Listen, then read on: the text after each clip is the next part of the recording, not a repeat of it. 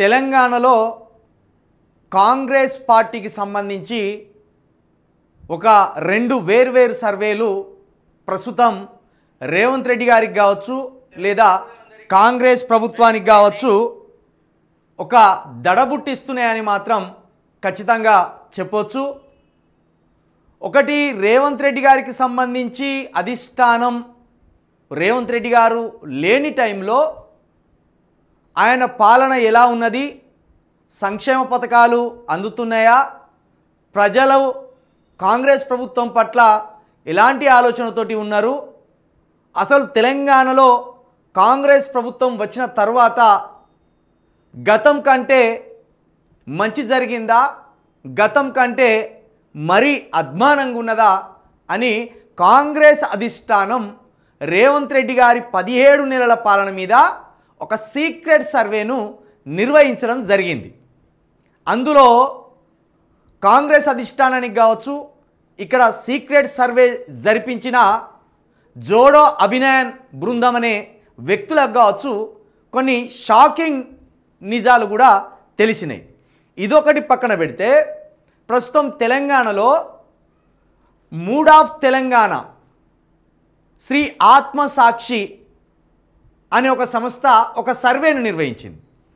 ఆ సర్వే కూడా ప్రస్తుతం ఈ కాంగ్రెస్ ప్రభుత్వం వెన్నులో వణుకు పుట్టిస్తున్నదనడంలో ఏమాత్రం అతిశయం కాదు, ఏమాత్రం సందేహం లేదు. అయితే ఇవి రెండు వేర్వేరు సర్వేలు. ఒకటేమో స్వచ్ఛందంగా శ్రీ ఆత్మసాక్షి అనే ఒక సంస్థ నిర్వహించిన సర్వే, అదొక ప్రైవేట్ సంస్థ నిర్వహించిన సర్వే. రెండోది కాంగ్రెస్ పార్టీకి సంబంధించిన అధిష్టానమే స్వయంగా తమ పరిపాలన ఎట్లున్నది అనేది ఒక రివ్యూని, ఒక సర్చ్ని చేయడం జరిగింది. అయితే ఈ రెండు వేర్వేరు సర్వేలు అయినప్పటికీ ఈ రెండు కూడా ప్రభుత్వ పనితీరు ఎట్లున్నది, ప్రజల మూడు ఎట్లున్నది, సంక్షేమ పథకాలు అందుతున్నాయా, అభివృద్ధి జరుగుతున్నదా లేదా అనే కోణంలోనే ఈ రెండు సర్వేలు కూడా జరిగినాయి. అయితే దీంట్లో కొన్ని నివ్వెరబోయే నిజాలు ప్రస్తుతం ఈ మూడ్ ఆఫ్ తెలంగాణ అనే సర్వేలో బయటపడ్డాయి. ఇప్పటికిప్పుడు కనుక తెలంగాణలో ఎన్నికలు జరిగితే బీఆర్ఎస్ పార్టీ కాంగ్రెస్ పార్టీ బోటాబోటీ ఒక టఫ్ ఫైట్ అయితే కనిపిస్తున్నది. ఒక 4% ఓటింగ్ తోటి బీఆర్ఎస్ఏ అధికారంలోకి వచ్చే అవకాశాలు ఉన్నాయని తెలంగాణ మూడ్ ఆఫ్ తెలంగాణ అనే సర్వేలో వెల్లడించడం జరిగింది. మరి ఆ సర్వే డీటెయిల్స్ ఏంది, దానికంటే ముందుగా ఈ కాంగ్రెస్ అధిష్టానం రేవంత్ రెడ్డి గారికి వార్నింగ్ ఇవ్వడానికి సర్వే జరిపిందా, లేకపోతే కొత్త సీఎంని అన్వేషించడంలో భాగంగా సర్వే చేసిందా అనేది మాత్రం కొంత ఆసక్తికరంగా మారింది. రేవంత్ రెడ్డి గారు నన్ను సీఎం కుర్చీ నుండి తీసేయరు, నేనే 5 ఏళ్ల పాటు సీఎంగా కొనసాగుతా అనే కాన్ఫిడెన్స్తో ఉన్నప్పటికీ మరి అధిష్టానం సీక్రెట్గా ఈ సర్వే నిర్వహించవలసిన అవసరం ఏమున్నది? దగ్గరలో స్థానిక సంస్థల ఎన్నికలు ఉన్నాయి. మరి స్థానిక సంస్థల ఎన్నికలను దృష్టిలో పెట్టుకొని ప్రజలు కాంగ్రెస్ ప్రభుత్వం విధి విధానాల పట్ల, కాంగ్రెస్ ప్రభుత్వం పాలన పట్ల ఎట్లున్నారు అనేది అధిష్టానం ఏమైనా ఒక ఆలోచన చేసిందా, అందుకే సర్వే చేసిందా? మరి తెలంగాణ ప్రజలు రేవంత్ రెడ్డి గారి పాలన పట్ల విసిగెత్తి ఉన్నారు, వ్యతిరేకతతో ఉన్నారు, 6 గ్యారంటీలు అమలు కాలే, సంక్షేమ పథకాలు అమలైతలేవు, అభివృద్ధి మందగించింది అని వాళ్ళు పంపించిన జోడో అభినయన్ బృందమే చెప్పడం ఇక్కడ విశేషం. మరి ఈ క్రమంలో కాంగ్రెస్ పార్టీ ఎలాంటి వ్యూహాన్ని అమలు చేయబోతుంది? రెండో సర్వే ఇదే మూడ్ ఆఫ్ తెలంగాణ అనే సర్వే. తెలంగాణలో ఎన్నికలు జరిగితే సంచలన సర్వే. తెలంగాణలో ఎన్నికలు జరిగితే ఏం జరుగుతుందనే ఒక సంచలనమైన సర్వే ఇదే mood of Telangana as on 24/2025 project of vote share. ఓట్లు ఏ విధంగా ఇప్పటికిప్పుడు ఎన్నికలు పెడితే ఓట్లు ఎవరికి ఎక్కువ పడతాయి, ఎవరు గెలిచే అవకాశం ఉన్నది, ఈ ఓట్ షేరింగ్ ఏ విధంగా జరుగుతుంది అనేది ఈ సర్వే యొక్క ముఖ్య ఉద్దేశం. Parties in Telangana state as on 24/2025. ఇప్పటికిప్పుడు ఎన్నికలు జరుగుతున్నాయట. కాంగ్రెస్ పార్టీకి 34.25% ఓట్లు వస్తాయట. బీఆర్ఎస్ పార్టీకి 39% ఓట్లు వస్తాయట. బీజేపీకి 18% ఓట్లు వస్తాయట. ఎంఐఎం పార్టీకి 2.5 ఓట్ల శాతం వస్తుందట. ఇక అదర్స్కి 6.25% వస్తాయట. అయితే ఇక్కడ కొంత విచిత్రం ఏంటంటే బీఆర్ఎస్ పార్టీకి అంతే ఉన్నది.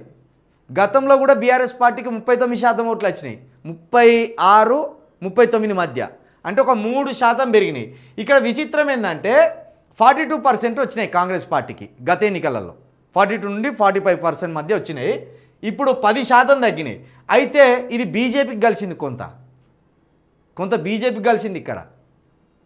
అంటే బీజేపీ సీట్లు తెలంగాణలో పెరగడానికి సిద్ధంగా ఉన్నాయని ఇక్కడ ఈ సర్వేని బట్టి మనం అర్థం చేసుకోవాలి. 18% ఓట్ బ్యాంకింగ్ అంటే మామూలు ముచ్చట కాదు. ఇది అల్లా కల్లోలం అయిపోయే ముచ్చట ఇది తెలంగాణలో. కాంగ్రెస్ అది బీజేపీ దూసుకొస్తుంది అనడానికి. అయితే మొత్తానికి మాత్రం బీఆర్ఎస్ఏ అధికారంలోకి వస్తుందని ఈ survey, Telangana mood of Telangana survey వెల్లడించింది. ఇగో ఈ రకంగా ఉన్నాయి. ఇట్లా చూసుకోవచ్చు ఇక్కడ. ఇక బీఆర్ఎస్ 39%, కాంగ్రెస్ 34%, బీజేపీ 18%, ఎంఐఎం 2.5%. ఇట్లా ఈ విధంగా ఈ mood of survey, Telangana mood of survey ప్రజల ఆలోచన, ప్రజల మూడ్ ఎట్లున్నది, వాళ్ళ ఆలోచన విధానం ఎట్లున్నదని ఈ సర్వే తెలిపే ప్రయత్నం చేసింది. అయితే ఈ సర్వేలో ఏ వర్గాలు ఏ రకమైన అసంతృప్తితో ఉన్నాయి, ఏ వర్గాలు ఈ కాంగ్రెస్ ప్రభుత్వం మీద కోపంతో ఉన్నాయి అనేది కూడా వీళ్ళు క్లుప్తంగా రాసుకొచ్చే ప్రయత్నం చేసిండ్రు. తెలంగాణలో ఇప్పటికిప్పుడు ఎన్నికలు జరిగితే బీఆర్ఎస్ పార్టీ అధికారం చేజిక్కించుకుంటుందని శ్రీ ఆత్మ సాక్షి గ్రూప్ సర్వేలో వెల్లడైంది. 113 స్థానాల్లో 32,000 మందికి పైగా ఈ సర్వేలో పాల్గొన్నట్టు కూడా వీళ్ళు చెప్తున్నారు. 113 నియోజకవర్గాలలో సేకరించిన మొత్తం నమూనాల సంఖ్య 32,500. 1/4/2024 నుండి 17/4/2024 వరకు ఈ సర్వే నిర్వహించారు. అయితే సంవత్సరం పాటు, సంవత్సరమా లేదు, మామూలుగా ఈ నెలలో ఈ 17 రోజుల పాటు ఈ సర్వే నిర్వహిస్తే ఈ group sauce group, IPSS group Hyderabad, తెలంగాణలోని 113 అసెంబ్లీ నియోజకవర్గాల్లో సమగ్ర క్షేత్ర సర్వే నిర్వహించింది. నియోజకవర్గానికి సగటున 280 నుండి 290 నమూనాలను సేకరించింది.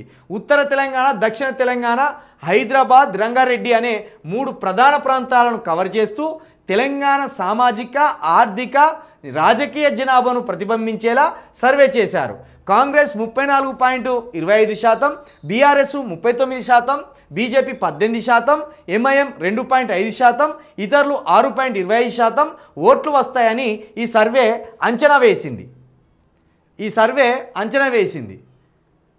50 సీట్లలో స్పష్టంగా బీఆర్ఎస్ గెలుస్తుందని, 18 స్థానాలలో 50 సీట్లలో బీఆర్ఎస్ స్పష్టంగా గెలుస్తుందని, 18 స్థానాల్లో బీఆర్ఎస్ బీజేపీ, బీఆర్ఎస్ కాంగ్రెస్ మధ్య గట్టి పోటీ ఉంటుందని అంచనా వేశారు. అంటే మొత్తానికి ఏదో విధంగా మాత్రం ఈ బీఆర్ఎస్ పార్టీ అధికారంలోకి వచ్చే అవకాశం ఉన్నదని మాత్రం ఈ సర్వే స్పష్టం చేసింది.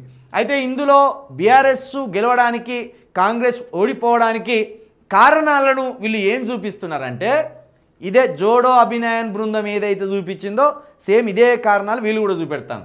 కాంగ్రెస్ పార్టీ మహాలక్ష్మి, రైతు భరోసా, ఇందిరమ్మ ఇండ్లు, యువ వికాసం, చేయూత ఇచ్చిన హామీలు అమలు కాకపోవడం లేదా తీవ్ర జాప్యం ఎదుర్కొంటున్నందున ప్రజల్లో అసంతృప్తి ఉంది. రేవంత్ రెడ్డి గారు దీన్ని స్పష్టంగా వినండి. అమలు కాకపోవడం ఒకటి, తీవ్ర జాప్యం జరుగుతుందనేది ఒకటి. మీరేమో ఇస్తాం అని 17 నెలలుగా అంటాను. ఇది తీవ్రమైన జాప్యం. ఎవరైనా అధికారంలోకి వచ్చినాక 6 నెలలు గడిచిపోగానే ముందు ఏదైతే పెద్ద హామీలు ఉన్నాయో, పెద్ద హామీలు అంటే ఏమున్నది, 6 గ్యారంటీలే పెద్ద హామీలు. మీరు ఇచ్చిన దాంట్లో 420 హామీల్లో 6 గ్యారంటీలు అనేటివే మీ పార్టీకి ఊపిరి లాంటి, ఓ విధంగా గుండె లాంటి. దాన్ని తీవ్రమైన జాప్యం చేస్తున్నారు అనేది ప్రజల్లో తీవ్రమైన కోపం ఉన్నదట. ఇక సీఎంతో సహా మంత్రులు, ప్రజాప్రతినిధులు మాజీ ముఖ్యమంత్రి కేసీఆర్ను నిరంతరం విమర్శిస్తున్నారు. ఇది ప్రజల్లో వ్యతిరేకతను సృష్టిస్తుంది. పాత పరిపాలనను నిందించకుండా మునుపటి పాలన కంటే మెరుగైన పాలనను ఆశించి ఈ ప్రభుత్వాన్ని ఎన్నుకున్నట్లు ప్రజలు భావిస్తున్నారు. డైవర్షన్ రాజకీయాలకు పాల్పడుతున్నట్లు కనిపిస్తుంది.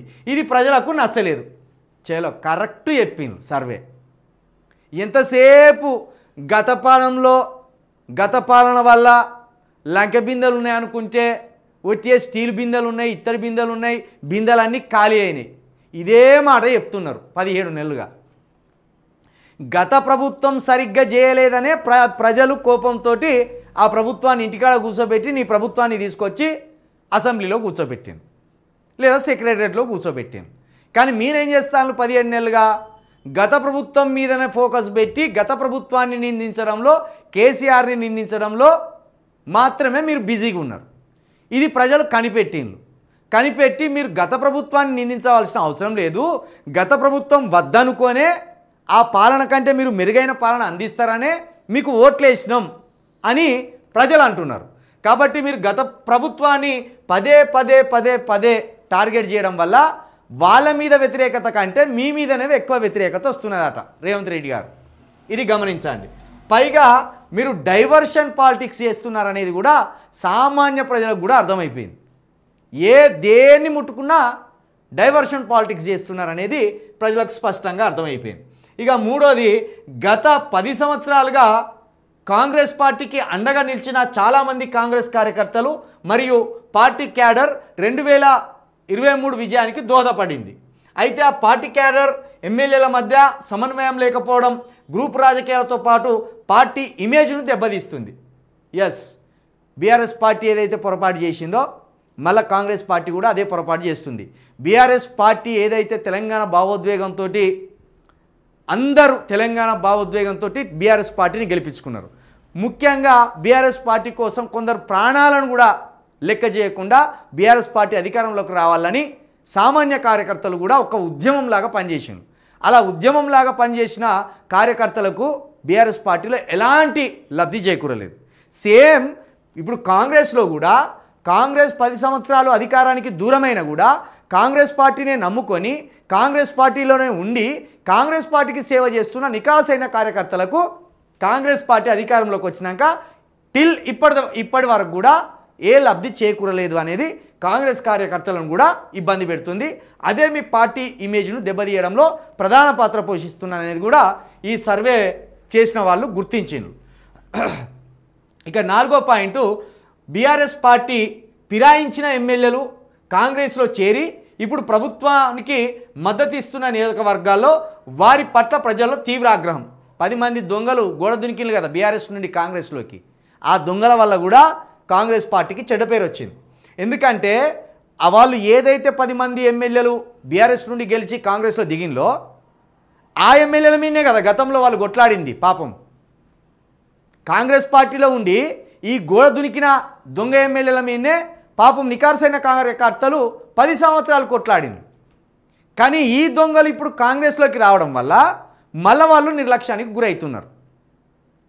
ఆ 10 నియోజకవర్గాల్లో ఉన్న బీఆర్ఎస్ పార్టీకి సంబంధించిన దొంగలు ఎవరైతే కాంగ్రెస్ పార్టీలో దునికిల్లో ఆ దొంగల వల్ల ఆ నియోజకవర్గాల్లో నికార్సైన కాంగ్రెస్ కార్యకర్తలు ఇప్పుడు నిర్లక్ష్యానికి గురి కావడం, ఆ పార్టీ దొరికిన ఎమ్మెల్యేలు అధికార పార్టీలోకి జంప్ అయిన ఎమ్మెల్యేలు వాళ్ళను లెక్క చేయకుండా వాళ్ళకు విలువ ఇవ్వకుండా వాళ్ళని చిన్నతనం చూడడం పట్ల వాళ్ళు భయంకరమైన ఆగ్రహంలో ఉన్నారనేది కూడా ఈ సర్వే చెప్తున్నది. ఇక కొత్త నియామకాలు, ఉద్యోగ అవకాశాల విషయంలో కూడా ప్రజలు ప్రభుత్వం పట్ల అసంతృప్తి చెందుతున్నారు. యాక్చువల్లీ వీళ్ళేం చెప్తున్నారు, కాంగ్రెస్ ప్రభుత్వం వాళ్ళు రేవంత్ రెడ్డి గారు కావచ్చు, వాళ్ళ మంత్రివర్గం కావచ్చు, 50,000 ఉద్యోగాలు వేసినాం మేము అన్నారు. ఏది 17 నెలల్లో 50,000 ప్రభుత్వ ఉద్యోగాలు ఇచ్చినాం అంటారు. అయితే 50,000 ప్రభుత్వ ఉద్యోగాల్లో వీళ్ళు ఇచ్చినాయి కేవలం 15,000, 20,000 ఉన్నాయి. గతంలో కేసీఆర్ వేసిన నోటిఫికేషన్స్కే, కేసీఆర్ పెట్టిన ఎగ్జామ్స్కే వీళ్ళు నియామక పత్రాలు ఇచ్చి వీళ్ళు వాళ్ళని జాబ్లోకి తీసుకున్నారు.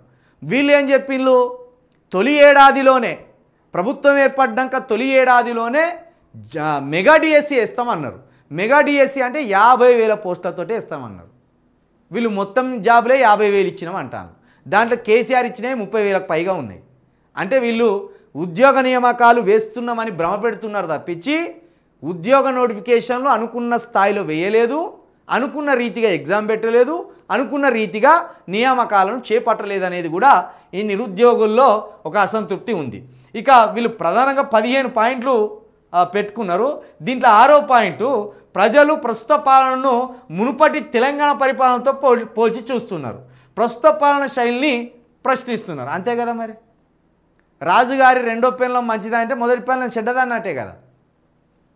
కాబట్టి బీఆర్ఎస్ ప్రభుత్వం కంటే నువ్వు మెరుగు చేస్తే ఎస్, బీఆర్ఎస్ ప్రభుత్వం కంటే కాంగ్రెస్ ప్రభుత్వం అద్భుతంగా పాలిస్తున్నది అనేది ఆ కీర్తి కావచ్చు, ఆ ప్రశంసలు కావచ్చు మీకు దక్కు. కానీ మీ పాలనను కేసీఆర్ పాలనను పోల్చి చూసుకోవడం వల్ల మీరు అంతకంటే అద్మానం చేస్తున్నారు అనేది ప్రజలకు అర్థమైపోయింది. అక్కడ మీరు ఫెయిల్ అయిపోయింది. ప్రతిదానికి కేసీఆర్ను తిట్టడం వల్ల కేసీఆర్ ఇచ్చిన 2,000 నువ్వు ఇస్తాను, దాంట్లో పెద్ద తేడా ఏం లేదు. కేసీఆర్ ఇచ్చిన 5,000 రూపాయలు మళ్ళీ నువ్వు ఇస్తున్నావు రైతు భరోసా, దాంట్లో తేడా లేదు. కేసీఆర్ రుణమాఫీ 12,000 కోట్లు చేస్తే నువ్వు మహా అంటే 4,000 కోట్లు ఎక్కువ కలిపి చేసినావు, దాంట్లో తేడా లేవు. కాబట్టి కేసీఆర్ కంటే మెరుగ్గా ఈ ప్రభుత్వం ఏమి చేయలేదనేది ప్రజలు పోల్చి చూసి ప్రశ్నిస్తున్నారు. ఇక 7 లగచెర్లలో భూసేకరణ, హైదరాబాద్లోని సెంట్రల్ యూనివర్సిటీ కోసం భూసేకరణ వంటి సమస్యలు ప్రజల అసంతృప్తికి తీవ్రమైన దారితీసినాయి. ఇక్కడ మనం ముఖ్యంగా మాట్లాడుకోవాల్సింది కేసీఆర్ కాళేశ్వరం అనే ఒక పెద్ద ప్రాజెక్ట్ని కట్టాలనుకున్నప్పుడు కొన్ని ఏరియాలలో మల్లన్న సాగర్ కావచ్చు ఇలాంటి ఏరియాలలో ఊర్లు పోయినాయి. ఆ ఊర్లన్నీ జలాశయాలైనాయి ఇప్పుడు. అయితే అది ఆల్రెడీ వీళ్ళకి అనుభవంలో ఉన్నది. అప్పుడు ప్రజలు ఎట్లా ఏడిచిండ్లు, ప్రజలు ఎట్లా గోసపడ్డారు. కేసీఆర్ విషయంలో కొంతమందికి ఆ అసంతృప్తి ఉన్నది భూసేకరణ విషయంలో. అయితే కేసీఆర్ వాళ్ళ అసంతృప్తిని రూపాయికి 10 రూపాయలు ఇచ్చి కొంత అసంతృప్తిని పరిష్కరించే ప్రయత్నం చేసిండు. కానీ వీళ్ళు అట్ట చేయకుండా ఏం చేస్తాను, ఏకంగా లగిచెర్లలో 3rd డిగ్రీ ప్రయోగించారు. ఈ సెంట్రల్ యూనివర్సిటీలో కూడా ఆ యూనివర్సిటీ పిల్లలను కొట్టే ప్రయత్నం చేసిండ్రు, అనేక మంది మీద కేసులు పెట్టే ప్రయత్నం చేసిండ్రు. దానివల్ల వీళ్ళకే తీవ్రమైన వ్యతిరేకత వచ్చింది.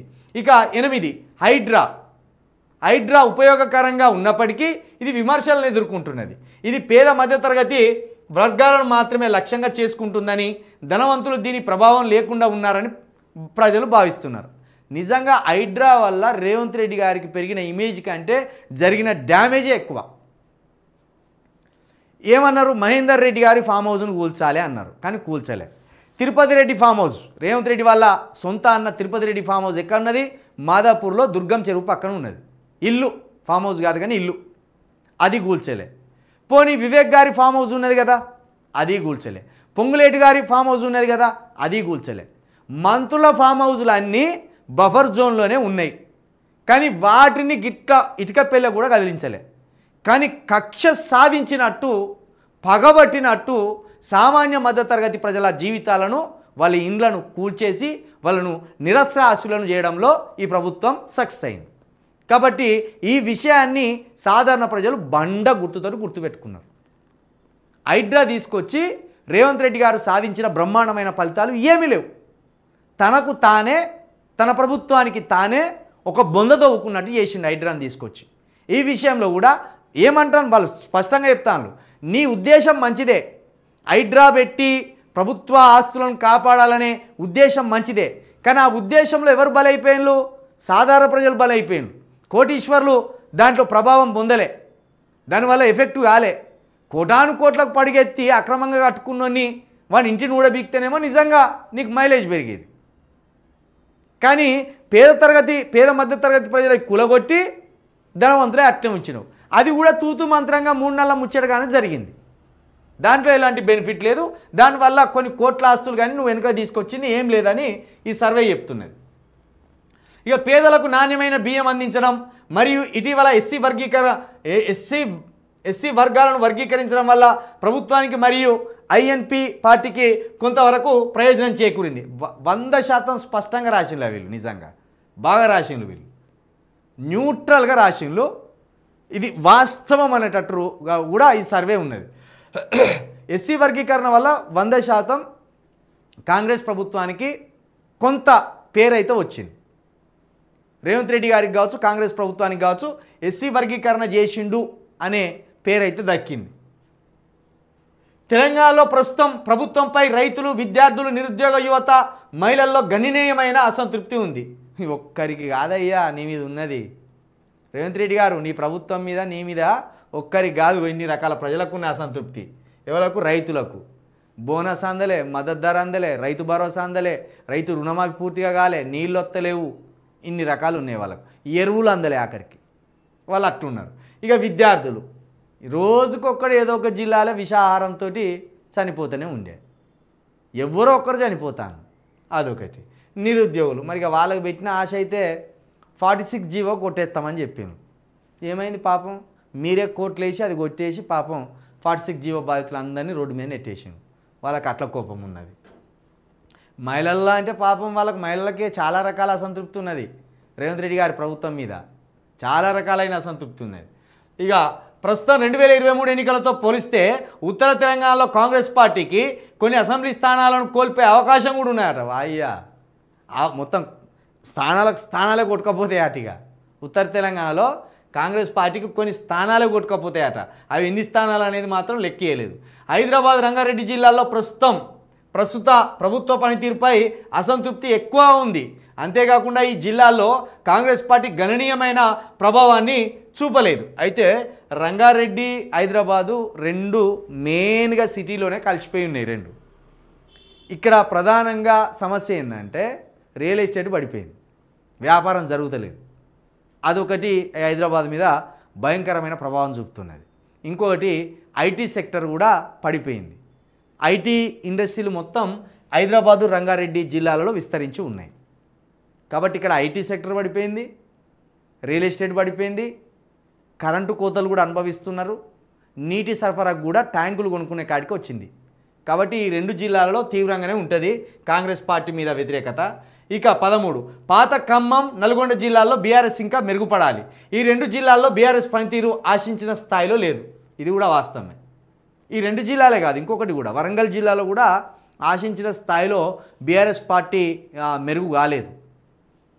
నిజానికి బీఆర్ఎస్ పార్టీ ఓడిపోవడానికి 3 4 జిల్లాలు ప్రధానంగా కారణాలు. 1 వరంగల్, 2 ఖమ్మము, 3 నల్గొండ.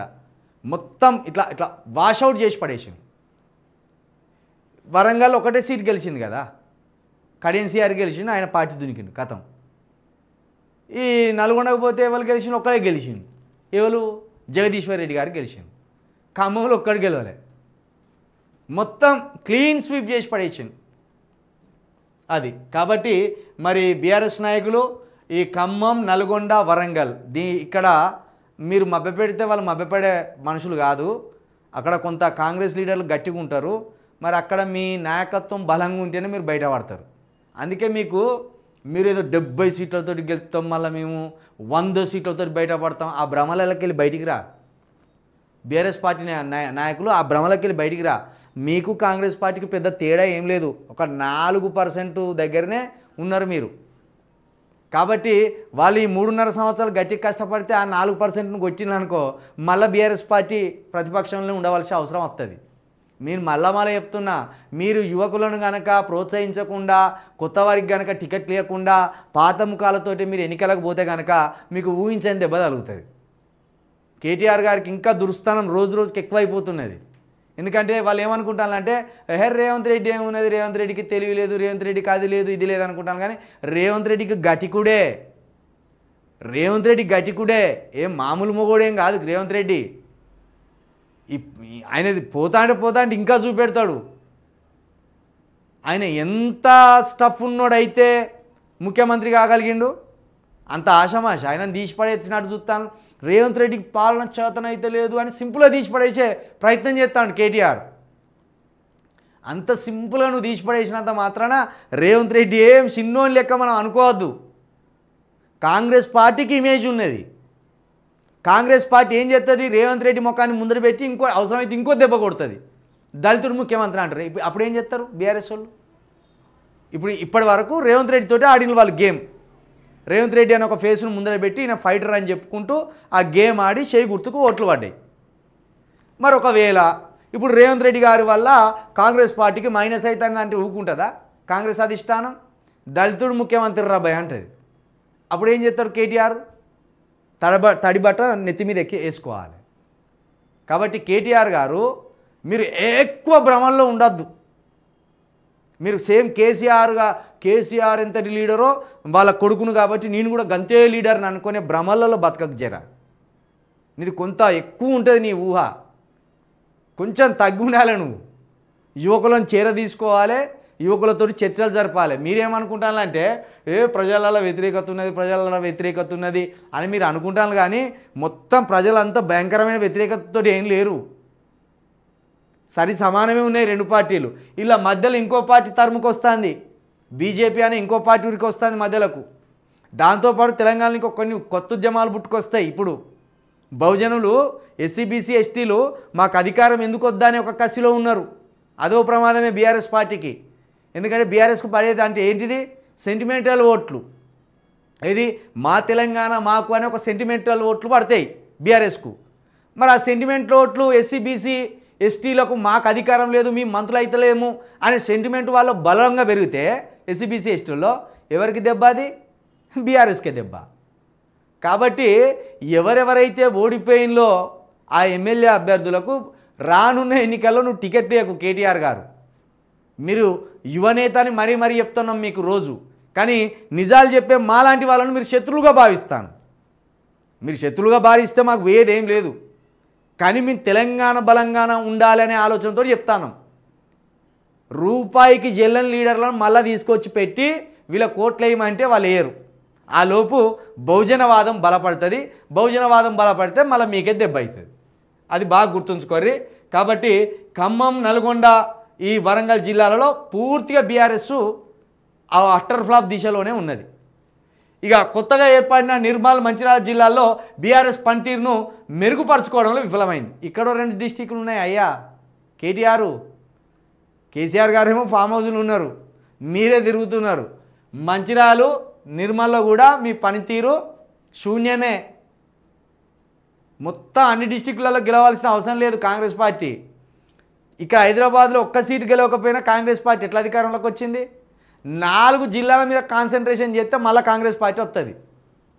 కాబట్టి మీరు ఏం చేయాలంటే కేటీఆర్ గారు గ్రామీణ ప్రాంతాల్లో యువ నాయకత్వాన్ని ప్రోత్సహించుకుంటారా అండి? ఇప్పటికైనా మీరేం నేర్చుకున్నారా అంటే పాష్గా మెట్రోపాలిటిస్ సిటీ అయిన హైదరాబాద్లో ఇట్లా చేయిలూపుడు, ఇట్లా చేయిలూపుడు, ఇట్లా చేసుకుంటా అట్లా పైన బుజ్జగించే ప్రయత్నం చేస్తాను. కానీ లోకల్లో ఉన్న ప్రజలు, గ్రామీణ ప్రాంతాల్లో ఉన్న ప్రజలు ఆ మైకానికి పడిపోరు పాపం. నీదంతా హైటెక్ మంత్రం లెక్క చేసుకొస్తావు, అది వాళ్ళకు పడదు, అది వాళ్ళకు మాసే కావాలి. కాబట్టి అక్కడ నువ్వు ఆ గ్రామీణ ప్రాంతాల్లో సరైన నాయకత్వాన్ని వాళ్ళ దగ్గరికి పంపు, అప్పుడు ఏమన్నా ఇక్కడ మెరుగుపడుతుంది. ఇక ఉత్తర తెలంగాణలోని కొన్ని ప్రాంతాల్లో హైదరాబాద్లో బీజేపీ ఓట్లను గణనీయంగా మెరుగుపరుచుకుంది. ఇట్లా మీకే నష్టం బీఆర్ఎస్ పార్టీకి. బీఆర్ఎస్ బలం అంతా హైదరాబాద్లోనే ఉన్నది. హైదరాబాద్లో ఒక్క సీటు తప్పించి అన్ని సీట్లు ఎమ్మెల్యే సీట్లు బీఆర్ఎస్ఏ గెలిచింది. మరి ఇక్కడ బీజేపీ గణనీయంగా పెరుగుతున్నదంటే అది మళ్ళీ బీఆర్ఎస్కే నష్టం.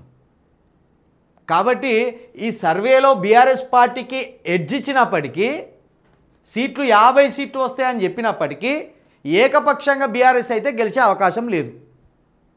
స్పష్టం అయిపోయింది. 50 సీట్లే అంటాను కదా, ఇక్కడ 50 సీట్లలో స్పష్టంగా బీఆర్ఎస్ గెలుస్తుందని అంటే ఇంకా 10 సీట్లు కావాలి. మరి ఇంకా 10 సీట్లు కావాలంటే కూటమి ప్రభుత్వమే మళ్ళా.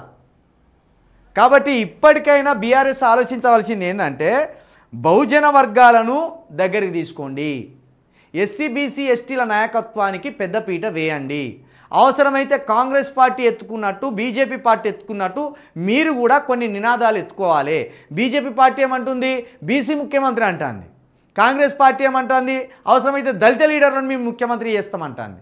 మరి బీఆర్ఎస్ ఎప్పుడో 10 సంవత్సరాల కింద తెలంగాణ రాకముందు తెలంగాణ వస్తే మొట్టమొదట దళిత ముఖ్యమంత్రిని చేస్తామన్నారు. 2 సంవత్సరాలు కొత్త రాష్ట్రం కాబట్టి అనేక సమస్యలు ఉంటాయి కాబట్టి వ్యూహం ఉన్నోడు లేకపోతే ఒక తెలంగాణ సాధించినోడు అనే ఉద్దేశంతో కేసీఆర్ గారు ముఖ్యమంత్రి ఉన్నారు. దాన్ని యాక్సెప్ట్ చేసి రెండోసారి కూడా గెలిపించినాం. కానీ ఇప్పటికైనా మారాలి కదా మీ ఆలోచన. ఇప్పటికైనా దళితుని ముఖ్యమంత్రి చేయండి బీఆర్ఎస్ నుండి. ఎందుకు చేయకూడదు? మీ ఇంట్లో కోసం పెట్టుకున్న పార్టీ, తెలంగాణ కోసం పెట్టిన పార్టీ. అది తెలంగాణ కోసం పెట్టిన పార్టీ. తెలంగాణ కోసం పెట్టిన పార్టీని మరి తెలంగాణలో ఉన్న దళితుని ముఖ్యమంత్రి చేయాలి కదా. ఇది ఖచ్చితంగా రానున్న రోజులలో గట్టిగా వినిపిస్తాం. ఇది మీ మీద వ్యతిరేకతతోటి కాదు వినిపించేది. బీఆర్ఎస్ పార్టీ మా పార్టీ అని దళితులు అనుకున్నారు కాబట్టి, మీ పార్టీకి వన్ సైడ్గా ఓట్లు వేసినారు కాబట్టి ఖచ్చితంగా బీఆర్ఎస్ పార్టీ మీద దళితులకు అధికారం ఉంటుంది. మాకు అధికారం కావాలి, సీఎం కుర్చీ కావాలనేది వాళ్ళకు ఉంటుంది. అట్లనే బీసీలకు కూడా ఉంటుంది. కాకపోతే మీరు చేసిన ప్రామిసు దళితులకు చేసినారు కాబట్టి ఖచ్చితంగా రానున్న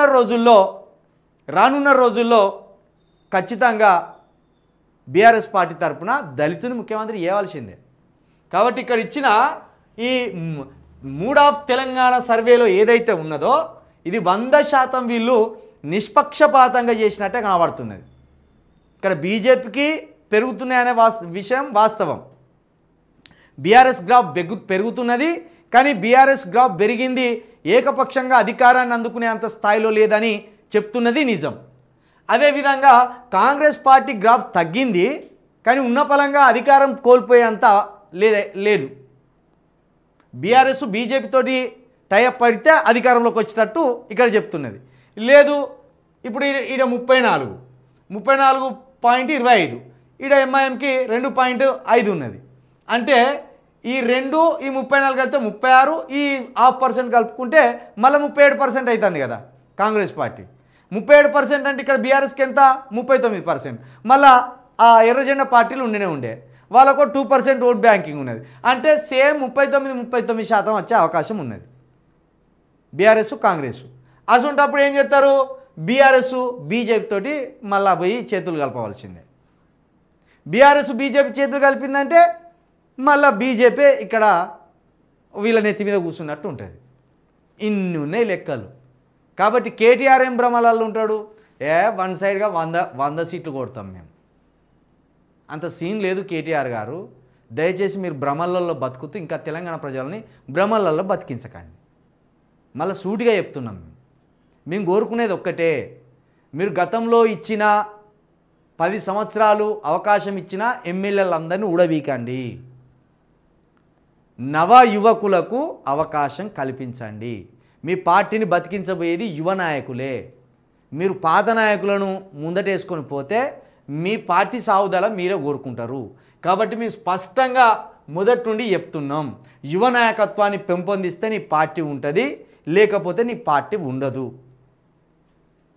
ఇక్కడ మమత పెట్టింది కేసీఆర్ గారు మళ్ళీ రావాలి. కేసీఆర్ గారు మళ్ళీ రావాలి కానీ మరి 10 సంవత్సరాలు ఉన్న ఎమ్మెల్యేలు మళ్ళీ వాళ్ళకే సీట్లు ఇవ్వమంటావా తల్లి? అది కూడా చెప్పు, అది కూడా పెట్టు. తెలంగాణ వాయిస్ ప్రవీణ్ అన్న, ఈ కాంగ్రెస్ ప్రభుత్వం ఏకిపారేస్తున్నారు. మీరు కాంగ్రెస్ ప్రభుత్వాన్ని పాయింట్ టు పాయింట్ ఎన్కౌంటర్ చేస్తున్నారు. గ్రేట్ అన్న. Thank you Akhil Reddy, thank you so much. Congress party నిజంగా ప్రజల విశ్వాసాన్ని కోల్పోవడంలో వాళ్ళు చేసిన మొట్టమొదటి తప్పేందంటే ప్రజా వ్యతిరేకమైన పనులను ముట్టుకుంటాను వాళ్ళు. అంటే మామూలుగా రాబిన్ హుడ్ సూత్రం ఉంటుంది. రాబిన్ హుడ్ సూత్రం ఏంది? ఉన్నోన్ని కొట్టి లేనోనికి పెట్టాలి. రాబిన్ హుడ్ సూత్రం. రాబిన్ హుడ్ అనే ఒక గజ దొంగ ధనికుల దగ్గర దోసుకొని పేదోళ్లకు పెడతా అంటాడు. దానివల్ల వానికి దొంగ అనే పేరు కంటే కూడా వాడు వీరుడు అనే పేరే వచ్చింది. వాడు దొంగతనం చేస్తుండు కావచ్చు, కానీ ఎవరి దగ్గర చేస్తాడు? ధనికుల దగ్గర దొంగతనం చేసి పేదోళ్ళ కడుపులు నింపుతాడు. కాబట్టి రాబిన్ హుడ్ను హీరోగానే చూసిండు దొంగ అయినప్పటికీ. కానీ రేవంత్ రెడ్డి గారు ఏం చేస్తాడు? పేదోళ్ళను కొట్టి పెద్దోళ్ళకు పెడతాడు. ఇది విరుద్ధమైన సూత్రం. దీనివల్ల పేదోళ్ళు ఎక్కువ ఉంటారు ఎప్పుడు కానీ రాజ్యంలో.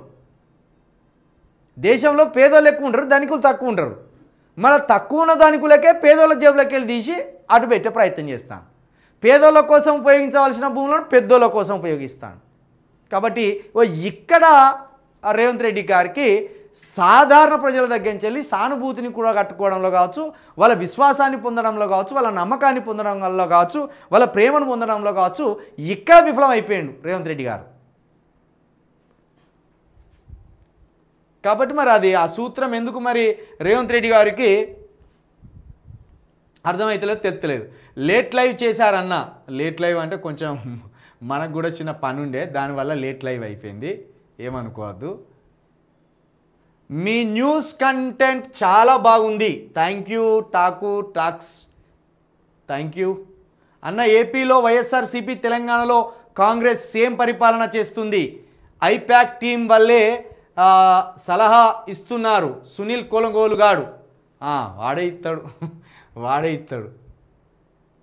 జై భీమ్ బ్రదర్, కొంచెం ఇది వివరంగా పెట్టండి, పానుగంటి లింగం అన్న కొంచెం వివరంగా పెట్టే, ఇది తెలుగు.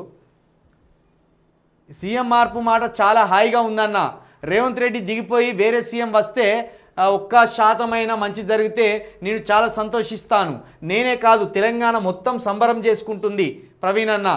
అయితే రేవంత్ రెడ్డి గారు నిజంగా కేసీఆర్ గారి మీద మాట్లాడేటప్పుడు రేవంత్ రెడ్డి గారిని వీరుడు, శూరుడు, ధైర్యవంతుడు అని అందరం మెచ్చుకున్నాం నిజానికి. కానీ ఆయన ముఖ్యమంత్రి అయినాక మరి ఎందుకు ఒక్కసారి ఆయనకు వ్యతిరేకత వస్తుంది అంటే ఆయన పోకడలు బాగాలేవు. ఆయన కూడా పోలీస్ బలాన్ని నమ్ముకుంటున్నాడు, ఆయన కూడా కార్పొరేట్ వర్గాన్ని నమ్ముకుంటున్నాడు, ఆయన కూడా తన చుట్టూ ఉన్న వాళ్ళకే దోషపెడుతున్నాడు, ఆయన కూడా పేదలకు వ్యతిరేకంగానే చేస్తున్నాడు. మరి కారణాల వల్ల రేవంత్ రెడ్డి గారు దిగిపోతేనే బాగుంటుందని ఓ సెక్షన్ ఆఫ్ పీపుల్లో బలంగా నాటకపోయింది. ఒక వర్గం ప్రజల్లో రేవంత్ రెడ్డి గారు దిగిపోతే బాగుండనేది ఎక్కువగా వినిపిస్తున్నది. మరి అంత వ్యతిరేకత మూట కట్టుకున్నాడు. అయితే ఇక్కడ మరి నిజంగా సీక్రెట్ సర్వే అధిష్టానం చేయించిందంటే రేవంత్ రెడ్డి గారికి డైరెక్ట్ వార్నింగ్ ఇస్తున్నారా, ఇగో ఇప్పటిదాకా బాగలేదు నీ తీరు, ఇప్పటిదాకా నీ పాలన బాగలేదు, ముఖ్యమంత్రిగా నీకు మార్కులు పడతలేవు, ముఖ్యమంత్రిగా నువ్వు పాస్ మార్కులు 35 మార్కులు కూడా తెచ్చుకోలేకపోతున్నావని వార్నింగ్ ఇచ్చి ఇవ్వడానికా, వార్నింగ్ ఇచ్చి ఆయన సిట్రైట్ చేయడానికా, లేకపోతే నిజంగానే ఇగో ఈ సర్వే చూపించి నీ పాలన బాగలేదు, నిన్ను ముఖ్యమంత్రిగా ప్రజలు యాక్సెప్ట్ చేస్తలేరు, కొన్ని రోజులుగా నువ్వు పక్కన ఉండు నాయన, ఇక కొత్త సీఎం తీసుకొచ్చి కూర్చోబెడతామని ఏమైనా ఆలోచన చేస్తున్నారా? ఈ రెండిట్లో ఏదో ఒకటైతే ఉంటుంది. వార్నింగ్ ఇవ్వడమా, కొత్త సీఎం కోసం సెర్చ్ చేయడమా, ఈ రెండిట్లో ఏదో ఒకటి ఉన్నది, ఈ రెండిట్లో ఏదో ఒకటి ఉన్నది మొత్తానికైతే. సరే, మొత్తానికైతే మరి తెలంగాణలో కాంగ్రెస్ పార్టీకి సంబంధించి అయితే గడ్డు పరిస్థితులు ఉన్నట్టు కనిపిస్తున్నది. బీఆర్ఎస్ పార్టీ అయితే కొంత మెరుగుగా ప్రజల సానుభూతిని పొందే ప్రయత్నంలో ఉన్నదనే చెప్తాంది ఈ సర్వే.